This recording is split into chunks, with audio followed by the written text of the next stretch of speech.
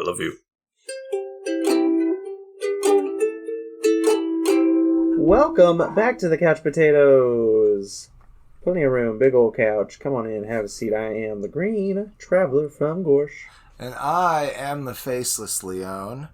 Welcome to Green and Faceless on the Couch, a podcast about movies and TV. That's what it is about, and we're that is, yeah. Yeah, for a long Today time you now. can say that we're talking a movie of sorts. It is a movie. You can't because okay. Here's the thing. A movie, you know, if we're breaking it down etymologically wise, is called a movie because it is literally moving photographs. That happens. That's fair. That does happen. That happens indeed. You are not incorrect. You are, as the meme says, just an ass. I just I just watched my microphone peak so hard from that. Isn't that the worst when you see like on the so whenever we edit it, you can see where your certain like the things you do are coming up. So it's like whenever I say or whenever I laugh, I know exactly what my soundbite looks like, and so I can see a huge like coming up, and then I'm just like, God damn it. Like, every single time, I'm just like, I see you coming up in my future, you piece of shit stutter thing. We're here to talk about Home on the Range. Home on the Range. Where you got to it first. I planned on opening with that, but... Yeah, I knew I'd beat you. I knew I'd beat you to it. So this was Roseanne's big movie, if I recall, her big kid movie. Yeah. When we were growing up. So Roseanne Barr. I used to watch her show all the time. Yeah, her show, where she's Roseanne. rude on television. Amen. Actually, I really, really liked her growing up. I really, really liked John Goodman growing up. Yeah, me too. I did, but... My thing with that show, that show was pretty darn solid for the first, 7 seasons. And then they won the lottery, and they no longer were relatable as a family. Yeah. Once they won the lottery, I was like, I don't relate to any of these, the kids. I don't relate to, John Goodman as a dad, because he was very similar to my dad when I was growing up. Yeah. All of it changed, and I was just like, this fucking show sucks now. Why'd you do this? Why did they win the lottery? Keep them poor! What do you mean JR's alive? Ah! A whole year of my life wasted! It was shot out. For the kids out there listening in, that was a Dallas reference. You are welcome. Home on the range. So Roseanne is a cow, and that's not an insult. Hey. That I was. I'm not trying to sling mud at her. But Jesus. She nice. Sling plays mud. Nice. A cow. Another Thank you. I like that. Good one. Thank you. Good. She's a show cow, not even. Yeah, a Hereford show. I don't know what it is. A Hereford. A Hereford. Okay. It's yeah, okay. That definitely looks like her character, I guess. If you hover over. Yeah, does it? Yeah, wow. Yeah, it does. It does. I guess. Kind of. Yeah. Miss Calloway she's really look like that, but that's okay. Yeah, she's the last survivor of a cattle rustling. Her cow is, Roseanne plays Maggie. Roseanne Barr plays Maggie. Roseanne Barr. The cow. Nay, Arnold, nay, Barr, nay, whatever, thousands of different names. I don't remember. She had so many different names when I grew up. Connor. But, Connor was the Connor. show. Yeah, that's right. The Connors. Lovely days. Darlene. Darlene was wonderful. She was an idol. Where were we at with this silly movie? Oh yeah, Maggie. Maggie's the last survivor of a cattle wrestling. And Andromeda Slim, is that his name? Alameda Slim. Yeah, that's played by Randy Quaid. Yeah. I got a hair in my mouth, and it is just the worst experience. I hate that, man. That's why I shaved the beard and went full female.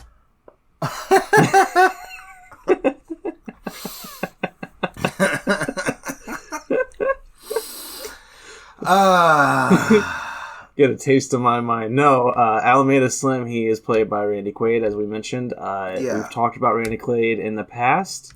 If you want to, I don't remember what movie at all, but very interesting backstory for that man. Man, what movie did we watch? Oh, Brokeback Mountain. That's right. That's right. That's the one. Jesus. Wow. Oh my god. All the films who would have thought? Yeah. He's in a lot of movies. I don't think it's much of a shock, though, that one of the worst Disney films, Home on the Range, no offense to this movie, but it is definitely in the bottom 10 of all the Disney animated films. I certainly don't like it. I will come out and say that, but I will... But your stars are Roseanne Barr and Randy Quaid. It's not much of a shocker. That's mean. Oh, please. No, I think crazy. That they really thought that they are both crazy. That's true. But I think at the time Roseanne Barr was a big draw. But I also think we haven't even talked the plot of this movie yet. But I will say that's okay. That up front, I feel like her character was completely unnecessary for the entire plot of the movie. Oh hell yes! So unnecessary. Yeah, she did. She just felt tacked on. They made this movie. This is what it felt like. You want to shock her? They made this movie, and then they're like, "This sucks. Let's get a star in here." Okay, real quick. I was reading this before you and I called. Allow me to read from Wikipedia. This might be slightly boring for some people, and I'm sorry. I'll try to make it interesting. But this is the progression of this movie. I'll paraphrase some areas. Mike Gabriel, the director, was adapting Pocahontas at the same time as this. He pitched both films. Pocahontas won out. He went with it. Initially, his Western pitch was an idea that might combine Captain's Courageous with a Western. Doesn't sound at all like this movie. I don't know Captain Courageous, so... The initial story involved a young boy from the Far East whose father owns a railroad and sends his son to the western United States to teach him maturity. According to Gabriel, the train gets held up by outlaws over a train trestle, and the little boy gets knocked off the train. He splashes in the river and ends up on a cattle drive. Cattle drive. That's our very first connection to what this movie became. Gabriel developed his story into a 40-page film treatment, which was well received. Okay. Soon after the project, then titled Sweating Bullets, went into development. So what happened? I guess you're going to tell me about what happened to the little boy. Yeah, I don't know if I'll get to what happened to the little boy exactly. He just kind of disappears. Inspired by the song Ghost Riders in the Sky, the story was then revised into a supernatural western about a timid cowboy who visits a ghost town and confronts an undead cattle hustler named Slim. In this version, he and the Willies rode their ghost herds through the clouds and constantly drove livestock off cliffs to increase their herd. It was later reconceived into a story about a little bull named Bullets that wanted to be more like the horses that led the herd. Oh. And is he going to be sweating bullets? Is that what they're getting at? I would assume. Yeah, he's going to get scared eventually. In 1999, in an attempt to salvage the production and retain the existing characters and background, story artist Michael Labash suggested a different approach to the story that involved 3 cow protagonists who became bounty hunters to save the farm. That's still a more exciting movie. Right there. They became bounty hunters. Hell yeah. I mean that is kind of what this movie is. Yeah, but it's... Imagine if they were just rounding up a bunch of people and not just Alameda. Imagine if they stood on their hind legs and had 6-shooters. Oh, hell yeah. That would have been more amazing. There's 6-shooters where they're udders. Yeah. Oh. No, I don't think Disney would get away with that. But they would have the udders, that's for sure. So this was 2004. Yeah, you crazy. definitely could have gotten away with that still. People didn't care about guns in movies. No, it's crazy what this movie started off as. That little boy falling off the train into the water? That sounds hella more interesting than this. Yeah. Even the supernatural cowboys riding across, like, through the clouds and shit. Fuck yes! No. We get Judi Dench, Roseanne Barr, and someone else. What really upsets Jennifer me about Tilly. that original idea is that there really could have been some interesting commentary on the America's view on Eastern people. Like, I don't know if... did you say Far East? Because that usually means... Middle East, I believe. Middle East, okay. Well, still, that... It could have, I mean, just like the xenophobia of the time and mirror it with the current xenophobia. It was the Far East. The Far East, okay. Well, that I think makes a little bit more sense historically. There were a lot of Chinese immigrants at the time of the railroad. Anyhow. Of the railroad. That is correct. So, no. Yeah, let's get back to the plot. Maggie the actual plot. Because we're past Maggie. As we said, Maggie does not actually matter to the plot, but she is the main character.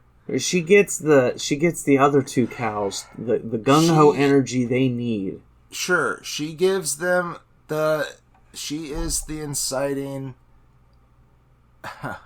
I don't know. She's not the inciting incident, because the inciting incident is when the sheriff comes by and says, "I'm sorry, Pearl, but they're gonna take your farm." And I have no power here, ma'am. I'm sorry. I'm sorry. But Pearl Gesner is played by Carol Cook. And she's a great little farmer on herself on a little patch of heaven. She's adorable. She is adorable. Yeah, she thinks she's in a safe place, but something happened with the bank and they are collecting, I guess. I don't know what exactly happened. She had a bad crop. Oh, okay. But usually at the very beginning, she's looking at her farm, at her like fields, and she's like, "It's been a bad year. You gotta they'll understand. Come the winter, I'll have the money to pay him back." And that is how the insurance industry began. Did you know that? I did not, but fuck. I think it is. I recall that being taught to me at one point, but who knows about when you were selling insurance for that summer? It could have been that That's time. right, everybody. The Faceless Leon was an insurance salesman. I infiltrated them. I infiltrated the insurance. If you were trying to figure out, dear couch potatoes out there, if you were still flip flopping back and forth on whether you were a green fan or a faceless fan, I understand. Sometimes you have to pick sides. But, just remember, if you're a swing vote out there, couch potato, he was an insurance salesman. I sold life insurance for like 3 months. Thank you very much. Yeah. And I did exceptionally well on the insurance salesman license test. Okay? Got an 85. Nice. And they said, "Oh damn!" Yeah, and they said that's really good. And the guy who was training me said, "In fact, I failed it the first time."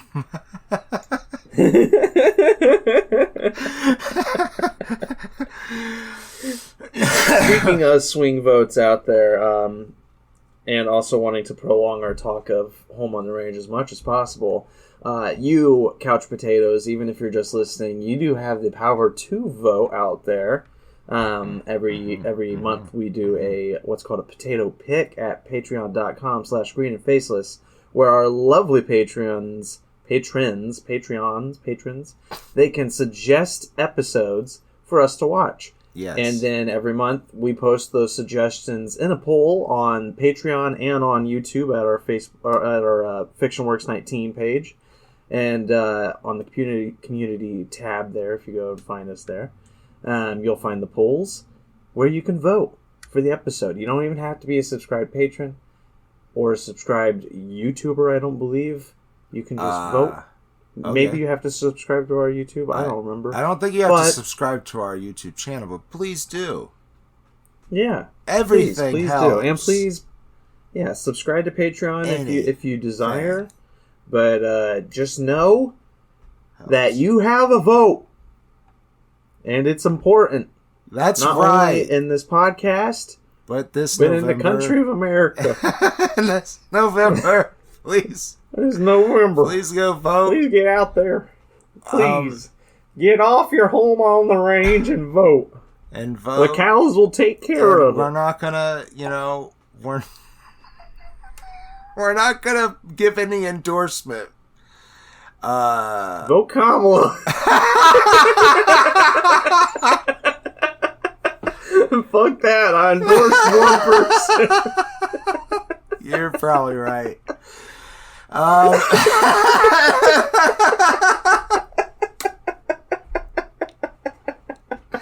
Anyhow, Roseanne Barr. Do you remember her? She ran for president. Doesn't like Kamala. She ran for president. Don't you remember? She was going to. I don't. I think it was the same election that Trump was running, but oh my God. A scandal I think broke out right at the beginning of her campaign. I don't believe it. If a scandal were to break out about a presidential candidate, they would usually drop out. But as we've seen, that's not the case. I don't believe you. I don't. But please go and fact check me. This was 8 years ago now. Right. But maybe 12. I don't remember. I remember that. I remember her comments being compared to comments that Trump was saying, but also Trump was a big, I want to use the word antagonist, a big critic of Obama. So so he was very vocal at that time antagonist too. So works. it could have been 12 years ago as well. It's all up in the air, but what's not up in the air is the courage of our 3 lead cows. You got Maggie. That's right. Our show cow, Roseanne Barr. She pushes Judi Dench, Mrs. Calloway, and Jennifer Tilly playing Grace. You mean Judi Drench? Dame Judi Drench. Dame Judi Drench. Cause sploosh. Yeah, I'm not drunk, I swear. So yeah, they're a Holstein cow. That's the black and white ones. The Hereford cows, the ones that are like you're learning mostly brown. Yeah, but this is a farming episode for all of you out there. Yes. So the other one is Grace, played by Jennifer Tilly. She's a Jersey cow. Who, honestly, I really thought it was Renee Zellweger. And there's movies that Jennifer Tilly was in. It turns out that I thought was Renee Zellweger. That's totally fair. Okay. Are you sure her name is not Jennifer Renee Zellweger Tilly? No. Let me double check. She's a Jersey cow. And they're the like brown blonde. ones. Yeah, they're like blondish color. They're the British breed. So yeah, they decide to go out and figure out what the fuck's going on with this slim guy getting all the land and stuff. Yeah. And along the way, they meet Cuba Gooding Jr. Playing Buck, a thoroughbred horse. With a penchant of saying Jimmy Brown or James Brown lyrics constantly. Fuck. How did I not catch that? I was doing something else the entire time I watched the movie.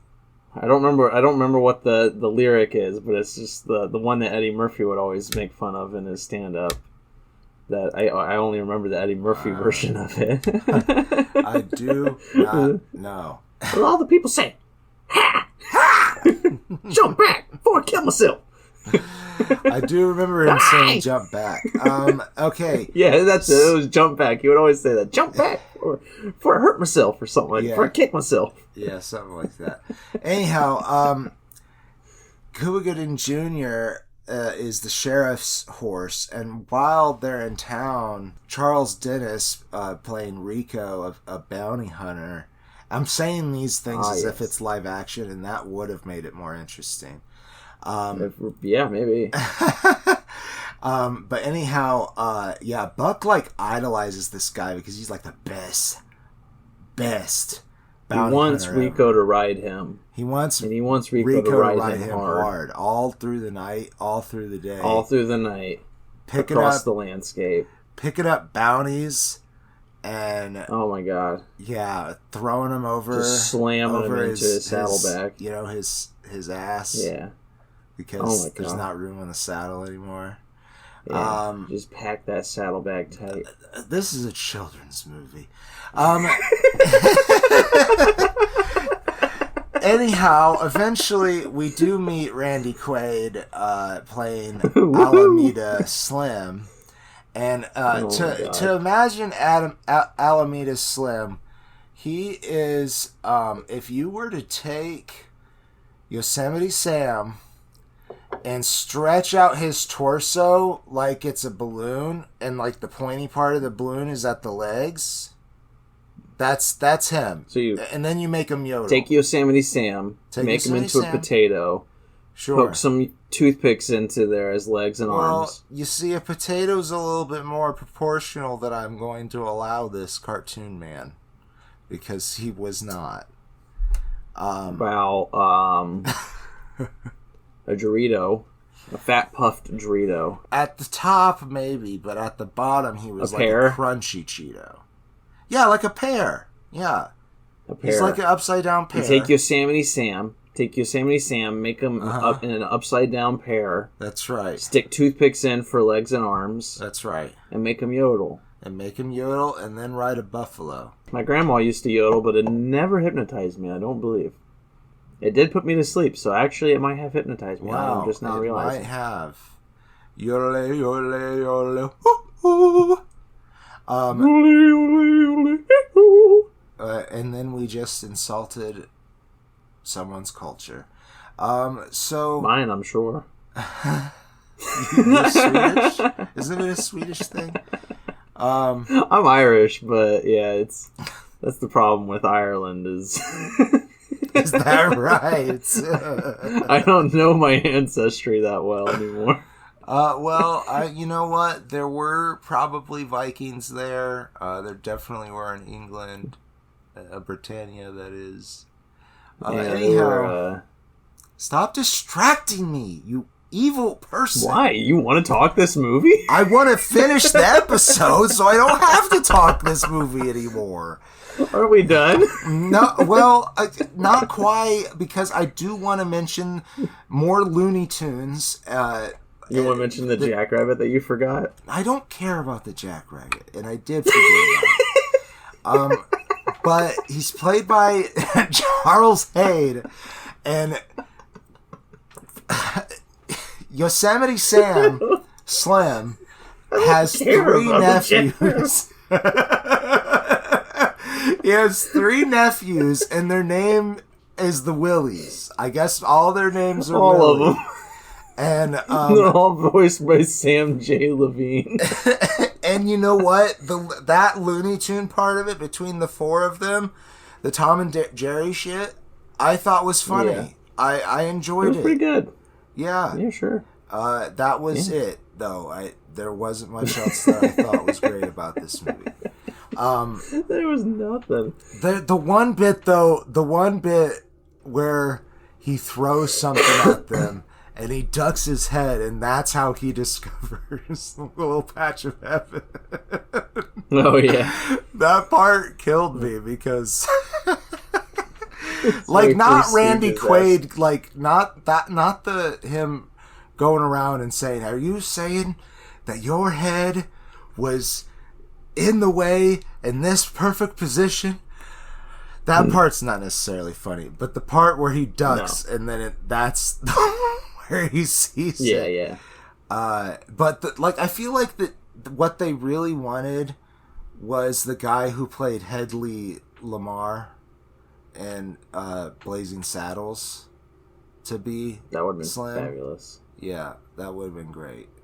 Because It's Hadley. it's Hedley. It's Hadley. All right, closing statement. It's not that great. It's not that great. It's not as bad as Greenie.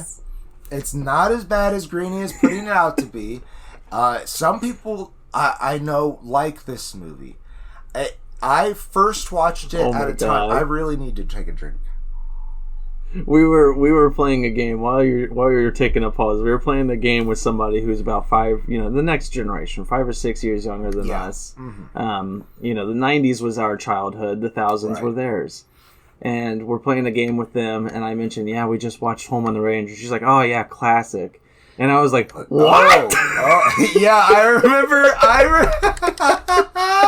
I don't remember your response being so explosive. I remember It wasn't that explosive, no.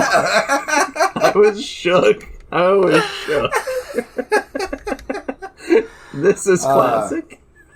Okay, so this came out. This is what's wrong with the kids. This came out at a time where I was really deciding I did not like the sound of country music, nor the setting or anything to do with country western.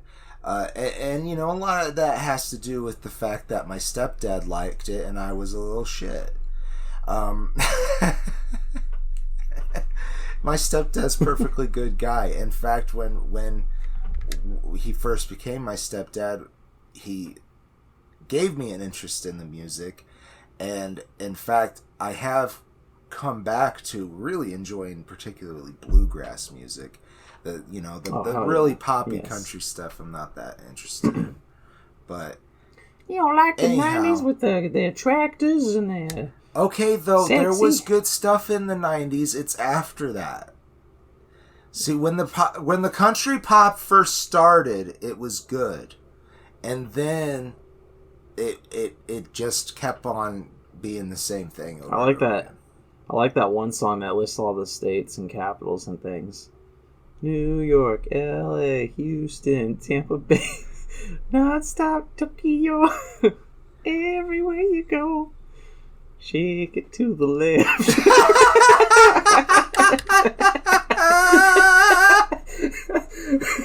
Shake it to the right.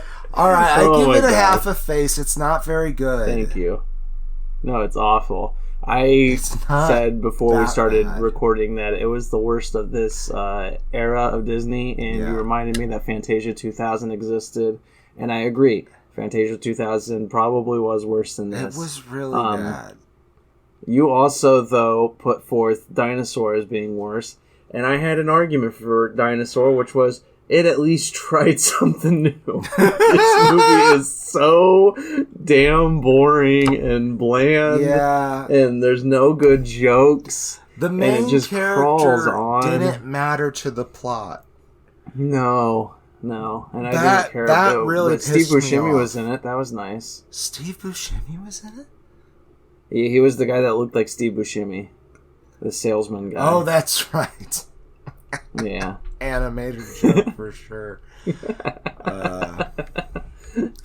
No, I did not like this movie, but it's not trash. It's just so boringly unnecessary and a waste of money. Right. Like, I would much rather Disney take 2 or 3 years off of putting out garbage movies and just focus that time and energy on good movies.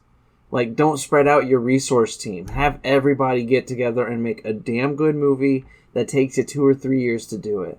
Like, the fact that they just said that the next Spider-Verse movie might not come out until 2017 is a great thing.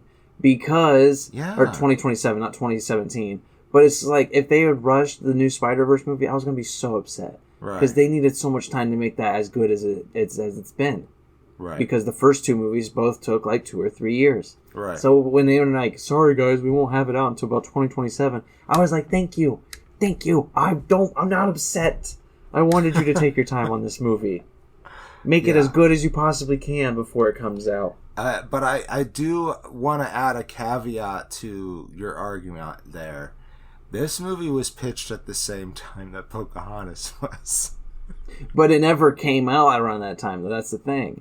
It was pitched at the same time, never found footing. It didn't find footing for like another 10 years. He kept pitching it. That's the thing. Yeah. He kept pitching it, and as I was reading through all those things, I mean, I know I paraphrased a lot of it, but he kept pitching it, and it just kept morphing into a new project as it went along, until finally a storyboard art, like he was gone from the project this time. He was no longer pitching it. He was just gone. And they brought in new directors who were like, what's this project? And a storyboard artist is like, it's 3 cows who are bounty hunters, sir. And they're like, alrighty. I give it 2 stars. Yeah, I'll give it 2. 2 out of 5. It's not. I think it's fair. Greg. Awful. It's competent, but it's not good. No. I won't go below the 2 though. No, I don't think that's fair because we don't have the same nostalgia for this movie as we have for the ones that came before it. I know. We have the taste that it put in our mouth when we were teenagers. And I didn't even know about this movie. Oh, okay. This is the first time you watched it?